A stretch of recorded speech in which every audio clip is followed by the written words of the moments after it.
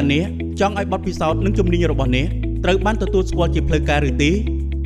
ការវិតម្លៃទទួលស្គាល់ជំនាញពីមុន OPL អាចជួយប្រែក្លាយបទពិសោធន៍និងជំនាញដែលអ្នកមានពីមុនឲ្យក្លាយទៅជាលិខិតទទួលស្គាល់ជាផ្លូវការបានដោយសន្សំសំចៃពេលវេលានិងថវិកាក្នុងការសិក្សាព្រមទាំងទទួលបានឱកាសការងារល្អនិងប្រាក់ចំណូលច្រើនជាងមុនតើបងប្អូនត្រូវត្រៀមខ្លួនដូចម្តេចខ្លះដើម្បីចូលរួមធ្វើតេស្តវិតម្លៃទទួលស្គាល់ជំនាញពីមុនវីដេអូណែនាំស្ដីពីដំណើរការនៃការធ្វើតេស្តវិតម្លៃទទួលស្គាល់ជំនាញពីមុនការងាររន្ទាបងប្អូនអាចចុះឈ្មោះស្នើសុំធ្វើតេស្តវិតម្លៃទទួលស្គាល់ជំនាញពីមុនចាប់ពីថ្ងៃជូនដំណឹងនេះតទៅតាមរយៈប្រព័ន្ធអនឡាញឬទាក់ទងមកលេខ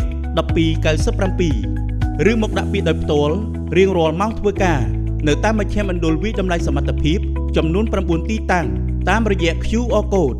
បេក្ខជនត្រូវមកបង្ហាញខ្លួននៅមជ្ឈមណ្ឌលវិតម្លៃសមត្ថភាពដែលបានចុះឈ្មោះតាមការណាត់ជួបឲ្យបានមួយសប្តាហ៍មុនថ្ងៃធ្វើតេស្តដើម្បីស្ដាប់ការណែនាំពិនិត្យបន្ទប់ប្រឡងនិងទីតាំងអនុវត្តត្រួតពិនិត្យសម្ភារៈឧបករណ៍បរិក្ខារនិងគ្រឿងប្រដាប់ការពារសុវត្ថិភាពសម្រាប់ការធ្វើតេស្តវិតម្លៃនិងទៀងទាត់ព័ត៌មានដោយភ្ជាប់មកជាមួយនៅឯកសារចាំបាច់មួយចំនួននៅថ្ងៃធ្វើតេស្តជំនាញបេក្ខជនត្រូវមកដល់កន្លែងផ្ដល់ព័ត៌មាននៅមជ្ឈមណ្ឌលវិតម្លៃសមត្ថភាពឲ្យបានយ៉ាងតិច1ម៉ោងមុនពេលចាប់ផ្ដើមទៅធ្វើតេស្តវិតម្លៃដោយភ្ជាប់មកជាមួយនៅសាលាកបាត់ឯកតជនដើម្បីផ្ទៀងផ្ទាត់ព័ត៌មានផ្ទាល់ខ្លួនពេលបេក្ខជនទៅដល់ទីតាំងអនុវត្តតេស្តជំនាញអ្នកវិតម្លៃសមត្ថភាពនឹងផ្ដល់នូវឧបករណ៍បរិក្ខារនិងសម្ភារៈដែលចាំបាច់ផ្ដល់ការណែនាំអំពីបទបញ្ជាផ្ទៃក្នុងនិងសេចក្តីណែនាំសម្រាប់ការប្រតិបត្តិជំនាញរយៈពេល10ទៅ15នាទីបន្ទាប់មកទៀតបេក្ខជនត្រូវពិនិត្យនិងផ្ទៀងផ្ទាត់សម្ភារៈឧបករណ៍និងបរិក្ខារដែលមជ្ឈមណ្ឌលវិតម្លៃសមត្ថភាពបានរៀបចំជូនតាមបញ្ជីដែលមានក្នុងវិញ្ញាសាប្រតិបត្តិ15នាទីមុនពេលចាប់ផ្ដើមការអនុវត្តជំនាញបេក្ខជនត្រូវអនុវត្តវិញ្ញាសាប្រតិបត្តិការងារដំឡើងនិងរុះរើរន្ទាក្នុងរយៈពេល3ម៉ោង00នាទីដែលអ្នកវិតម្លៃសមត្ថភាពនឹងពិនិត្យនិងផ្ដល់ពិន្ទុដោយស្របតាមលក្ខខណ្ឌវិនិច្ឆ័យនៃការប្រតិបត្តិដែលបានកំណត់តាមកិច្ចការប្រតិបត្តិចំនួន5ដូចខាងក្រោមកិច្ចការប្រតិបត្តិទី1បេក្ខជនត្រូវតែពាក់គ្រឿងប្រដាប់ការពារសុវត្ថិភាពជាមុនសិនរួមមានមួកសុវត្ថិភាពវ៉ែនតាម៉ាស់អាវពន្លឺស្រោមដៃស្បែកជើងសុវត្ថិភាពនិងខ្សែក្រវ៉ាត់សុវត្ថិភាពបន្ទាប់មកបេក្ខជនធ្វើការរៀបចំយកឧបករណ៍សម្ភារៈមកដាក់នៅទីតាំងដើម្បីដំឡើងរន្ទាកិច្ចការប្រតិបត្តិទី2បេក្ខជនត្រូវអានគំនូសប្លង់សម្អាតកន្លែងអនុវត្តការងារដែលមានឧបសគ្គផ្សេងត្រួតពិនិត្យផ្ទៃដែលត្រូវដំឡើងរន្ទានិងសន្លឹកប្លង់កិច្ចការដែលអនុវត្តដើម្បីដំណើរការប្រតិបត្តិការងារកិច្ចការប្រតិបត្តិទី3បេក្ខជនត្រូវវាស់វែងទៅតាមប្លង់ត្រូវដំឡើងប្រើឧបករណ៍គូសវាស់លើផ្ទៃនិងឧបករណ៍ដំឡើងឲ្យបានត្រឹមត្រូវកិច្ចការប្រតិបត្តិទី4បេក្ខជនត្រូវអនុវត្តដំឡើងបង្គោលរន្ទាជួរទី1តាមបន្ទាត់ពិនិត្យភាពត្រង់ដោយប្រើនីវ៉ូកូនប្រយោល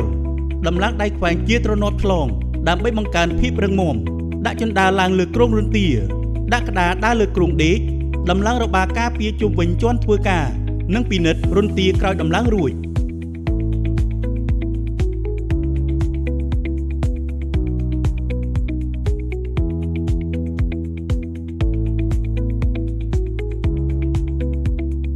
ក្រោយពីបញ្ចប់ការដំឡើងរន្ទាបេក្ខជនត្រូវសម្អាតទីកន្លែងការងារនិងរៀបចំទុកដាក់សម្ភារៈឧបករណ៍ដែលបានប្រើប្រាស់រួចទៅទីតាំងដើមឲ្យបានរៀបរយបន្ទាប់មកបេក្ខជនត្រូវលើកដៃផ្ដល់ជាសញ្ញាដល់អ្នកវាតម្លៃសមត្ថភាពដើម្បីត្រួតពិនិត្យកិច្ចការអ្នកវាតម្លៃសមត្ថភាពនឹងចូលទៅពិនិត្យកិច្ចការនោះដើម្បីធានាថាកិច្ចការដែលបេក្ខជនបានដំឡើងត្រឹមត្រូវតាមលក្ខខណ្ឌបច្ចេកទេសបន្ទាប់មកបេក្ខជនបន្តអនុវត្តការដោះរន្ទាតាមលំដាប់បញ្ច្រាសនៃការដំឡើង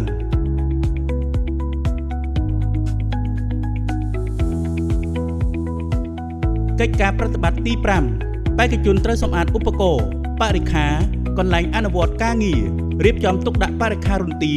និងប្រភេទគ្រឿងផ្គុំរន្ទាឲ្យមានសណ្ដាប់ធ្នាប់និងប្រមូលកម្ទេចកម្ទី